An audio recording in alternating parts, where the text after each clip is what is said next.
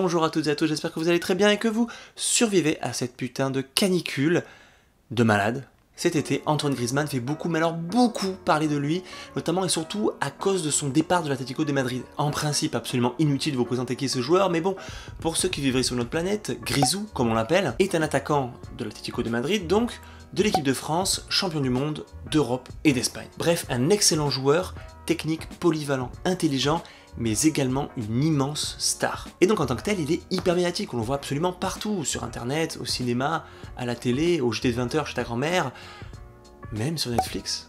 En effet, en mars 2019, sortait un documentaire intitulé de manière très originale « Griezmann, champion du monde », sur la vie et le parcours de notre gris-gris national. Aujourd'hui, après avoir parlé d'une télé-réalité et d'un film, je vais m'attaquer, vous l'aurez compris, à un documentaire. Et je vais même vous dire si c'est bien ou si c'est complètement de la merde.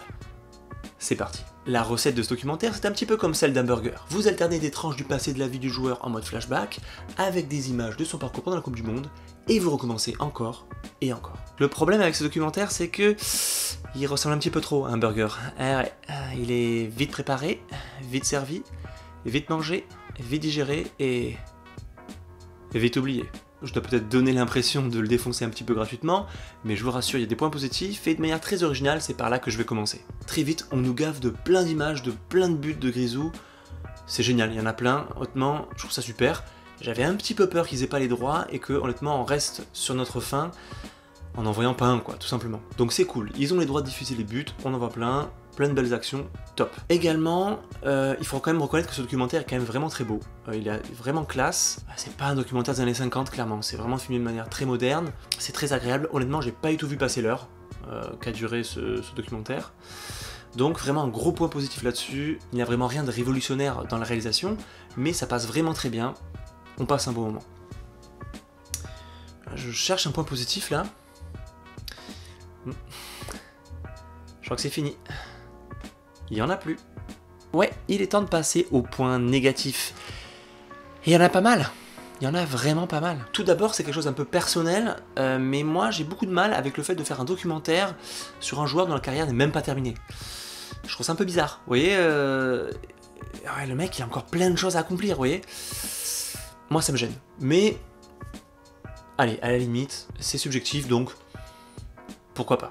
C'est donc un point pas complètement négatif, mais pas positif non plus. C'est un point gris, vous voyez, c'est ni noir ni blanc, c'est gris. Ensuite, on n'apprend quasiment rien. Honnêtement, si vous connaissez un petit peu la carrière de Griezmann et sa vie, bah, vous allez quasiment rien apprendre. Il y a bien quelques anecdotes d'enfance qui sont pas mal, mais qui sont pas assez développées, je trouve. Troisième point négatif, je trouve qu'ils insistent beaucoup sur le drame. Ils en font des tonnes. Le but de ce documentaire, on se demande pas si c'est juste de nous faire tirer une petite larme en nous racontant l'histoire de ce jeune qui a dû s'exiler très jeune. Ok, mais ça me fait pas pleurer. Honnêtement, dans le football, il y a des histoires beaucoup plus tristes, beaucoup plus dramatiques. On insiste tellement sur le drame dans ce documentaire que, honnêtement, j'ai même plus envie de l'appeler documentaire, je vais l'appeler dracumentaire, parce que c'est autant filmé comme un film dramatique qu'un documentaire. Autre point négatif, les actions et les buts. Alors, tout à l'heure, je vous disais que c'était super cool, il y en avait plein, et ça fait toujours plaisir de les revoir. Bah, le problème, c'est que, on les connaît par cœur, on les a déjà vus. Ça fait au moins un an sur YouTube, on peut tous les voir. Honnêtement, moi, si je veux voir une compilation de beaux buts, je vais sur YouTube, tu vois. Ça dure quand même moins longtemps que passer 1 heure devant un documentaire. Moi, ce qui m'a embêté, c'est que Griezmann ne sort quasiment jamais de sa communication formatée, lisse, qu'on a vu 50 000 fois. Je trouve ça vraiment dommage. C'est un mode de communication, donc très lisse, appris par cœur, recraché à chaque fois, qui vient des États-Unis. Là-bas, c'est tout à fait normal, c'est acquis. Il n'y a pas de problème avec ça. En parlant des States, le fameux documentaire La Décision, qui avait été, à mon avis, très justement critiqué, dans lequel Griezmann mettait 30 minutes à nous expliquer que finalement, il allait rester à l'Atlético, et qui était absolument infâme. Désolé, je sais pas ce qui m'a pris. Je disais, ce documentaire, donc, La Décision, est en fait juste une espèce de copier-coller de ce qu'avait fait le basketteur LeBron James en 2010 lorsqu'il avait annoncé qu'il partait pour Cleveland. Ce documentaire avait été financé et vendu par LeBron James lui-même. Malin. Les documentaires sont donc déjà aujourd'hui une autre façon de communiquer, une corde de plus à leur arc, et sont demain probablement un autre moyen de faire du business. Je sais pas vous, mais j'ai l'impression qu'il y a de plus en plus de documentaires consacrés au foot. En réalité, il y a toujours eu des documentaires sur le foot, mais avant, ils étaient très peu diffusés.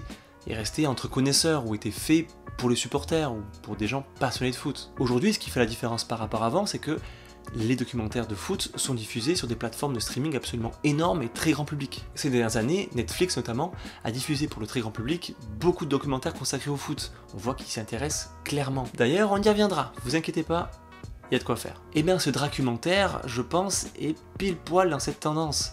Il est pensé pour être tout public, il est lisse et formaté comme beaucoup de footeux aujourd'hui. Ok, Griezmann pleure, et ok, je pense que c'est pas du cinéma, et d'accord, on peut que avoir des frissons quand on revoit les images du titre russe, mais à part ça, ce documentaire, il n'apporte pas grand chose. C'est beau sur la forme, mais vide sur le fond.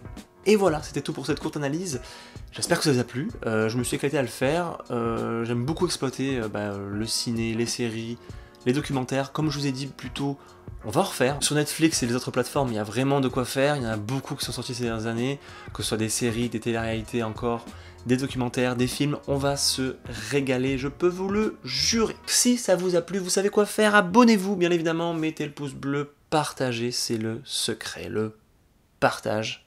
Avec vos amis, avec votre famille, votre grand-mère, qui regarde le JT de 20h avec Griezmann dedans tous les soirs. D'ailleurs j'en profite pour remercier tous les derniers abonnés de ces dernières semaines.